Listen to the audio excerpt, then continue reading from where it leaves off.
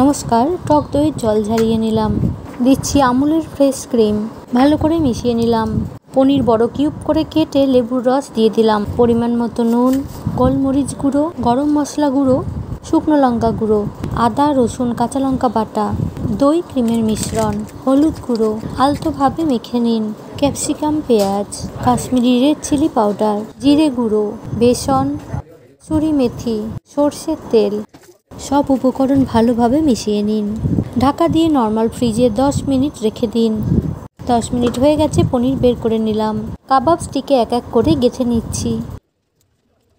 কাবাব stick না থাকলে টুথপিকে গেঁথে নিন। গ্যাস জ্বালিয়ে রুটি ছাকা ছাঁকনির ওপরে ছেঁকে নিন। এভাবে সরাসরি যদি ছেঁকতে না চান তাহলে প্যানেও তেল গরম করে ছেঁকে নিতে পারেন। উল্টে পাল্টে সব দিক ছেঁকে নিন।